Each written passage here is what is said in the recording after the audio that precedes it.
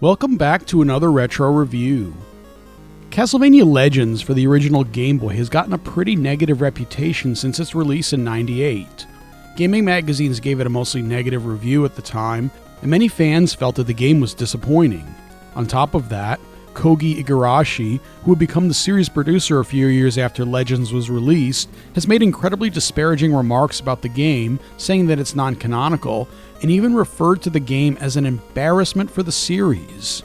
Igarashi, who has an incredibly devoted fan following, has added to the hatred of this game, and I have a problem with how Igarashi denigrates a different game in the series and the team that worked on it. Legends acts as an origin story for the Castlevania series, and Igarashi at the time wanted to make his own origin story. His comments seem less objective and more like statements to prop up his game by denigrating a competing project. But is this game as bad as people think that it is? After all, many people without ever playing the game call this the worst Castlevania game ever. After playing it myself, I can say that it's nowhere near as bad as people, Koji Igarashi included, say that it is. Sadly, this game is mediocre at best, and that's not a good thing to be when you're part of a series of absolute masterpieces. There are many worse games as well. The Nintendo 64 game just called Castlevania, Haunted Castle in the arcade, and Vampire Killer for the MSX2 computer all come to mind as examples of much worse games in the series. On top of that, Symphony of the Night had come out a year earlier, and that's a tough game to follow. Everyone was expecting Konami to bring something as good or better to the table, and they didn't do that in this case. So let's take a look at this game and see what it's all about. Legends was released by Konami in late 1997 in Japan and early 1998 everywhere else. This puts the game at the very tail end of the Game Boy's life, as the Game Boy Color would come out only a few months later. This game is enhanced for the Super Game Boy on the Super Nintendo and includes custom borders as well as custom color palettes. As I stated, this game serves as an origin story to the Castlevania series. A young woman, Sonia Belmont, is on a quest to vanquish Count Dracula. She has the ability to sense the presence of spiritual beings and is trained by her grandfather to be a vampire hunter. She encounters a young man, Alucard, who is seeking out his father. Together, they travel to Dracula's castle to destroy the Prince of Darkness. For being an origin story, it's quite simple and lacks a drawn-out narrative, though, to its credit, the Castlevania series in general lacked a solid in-game narrative at this point. There's also the implication that Alucard, the son of Dracula, and Sonia are the progenitors of the Belmont clan, and I can see some fans of the series not liking this soap opera-style twist on the Castlevania lore. The game plays like most of the 8-bit Castlevania games. You control Sonia's movement with the D-pad, B button makes her attack with her whip, A jumps, and pressing up and B attacks with the sub-weapon. Just like previous Game Boy Castlevanias, there are no staircases. Instead, you'll climb up and down ropes to progress through the stages. I guess the Game Boy hardware just isn't powerful enough to handle Castlevania's staircases. Just like other games, you'll whip candles to acquire hearts that power up the sub-weapons, meat that heals you, and whip upgrades. Unlike previous games where you'll pick up a sub-item left behind after whipping a candle, you'll acquire what are called soul weapons after defeating bosses. Once you have a soul weapon, you can choose to equip it at any time from the pause menu, which you press select to access and not start for some reason. Each soul weapon has a different power. Wind consumes 3 hearts and temporarily stops enemies, similar to the stopwatch. Ice uses 20 hearts and restores your entire health bar. Flame consumes 5 hearts and causes damage to all enemies on screen. The Saint Power uses a single heart and fires what the manual calls a wave in front of you, damaging enemies, though to me it looks like a spider web. The final Soul Power is Magic, which costs 5 hearts and makes you temporarily invincible. There's also a new mechanic called Burning Mode. By pressing A and B at the same time, you'll enter this mode. While active, you move much faster and your attack strength is doubled. You'll only be in this mode while your burning energy bar lasts, which is only about 10 seconds, and you can only use it once per life per stage. I ended up saving this for boss fights as I could get many hits in during this time without having to dodge enemy projectiles. Stage layouts are pretty linear and follow the formula of the previous 2 Game Boy titles. Levels do split off in 2 directions from time to time, and here's where a new mechanic is introduced. When a level splits off, one path will ultimately lead to the boss of the stage. where the other path will lead you to a relic. There is one relic in every stage, and you'll need to collect all of them in order to get a good ending. I feel like this is a fair reward for taking the time to explore the levels in this game.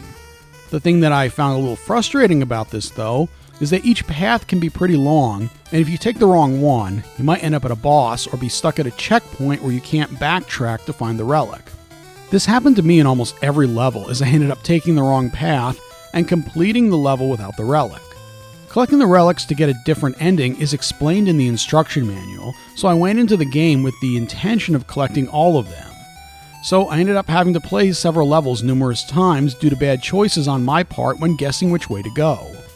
I would have liked a way to know if a boss room is coming up so you can backtrack in those cases. Sadly, it's trial and error, as the boss rooms look like any other room, and the boss gets triggered as you cross the halfway point. There are 5 levels in this game, and each one of them is pretty lengthy. Luckily, there is a password system so you can continue where you left off previously. The 5th stage is broken up into 2 parts, with a boss at the end of the first. Given the length of stage 5, the fact that you get a unique password for stage 5-2, you could really consider this 6 stages total.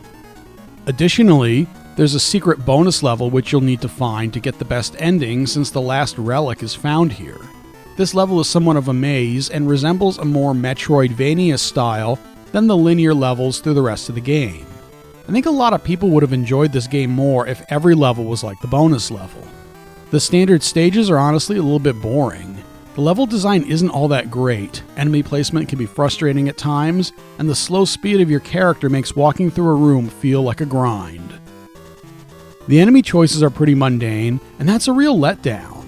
Gone are the bizarre enemies from previous Game Boy titles, like the rolling eyeballs or giant hand monsters that steal your whip upgrades. Instead, there are bats, skeletons, zombies, mermen, suits of armor, and a few other standard horror trope type enemies. Nothing really stood out and interesting or unique, and besides the sword armor, most enemies just walk back and forth.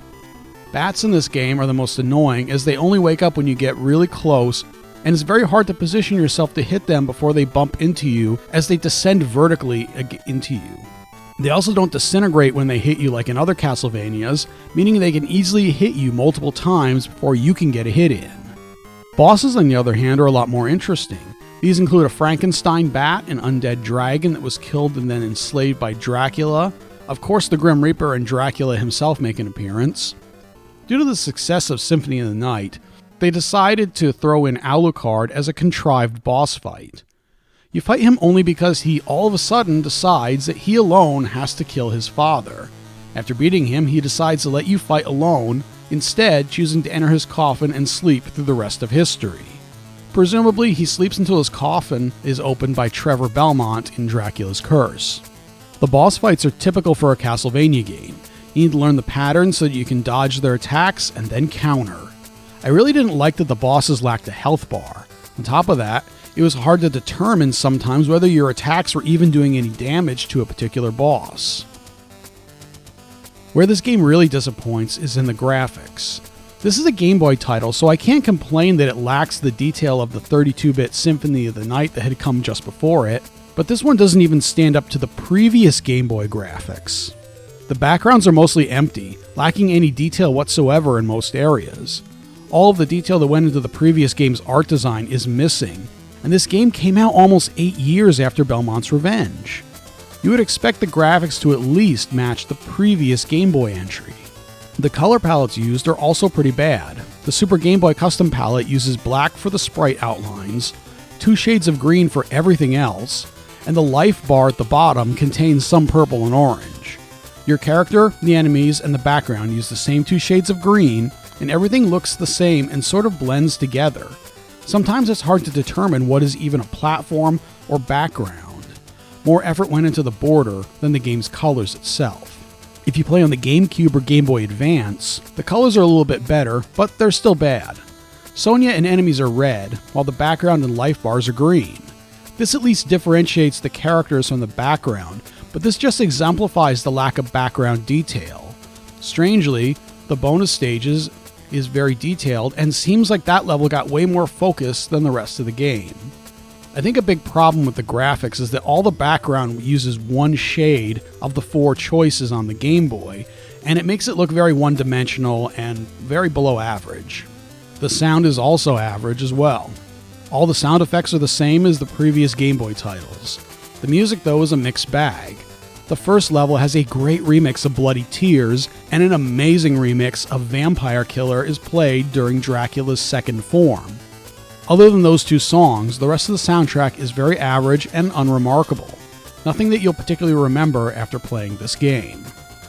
All of these things make the game feel slightly below average for a Castlevania game, especially after waiting almost a decade for a follow-up to Belmont's Revenge, and just coming off the masterpiece which is Castlevania Symphony of the Night. A few minor changes and some graphical enhancements could have gone a long way to make this an outstanding title. Given the release window, I'm surprised that Konami didn't develop this as a Game Boy Color title and release it at launch. Instead, it acts as a filler game between Symphony of the Night and Circle of the Moon on the Game Boy Advance.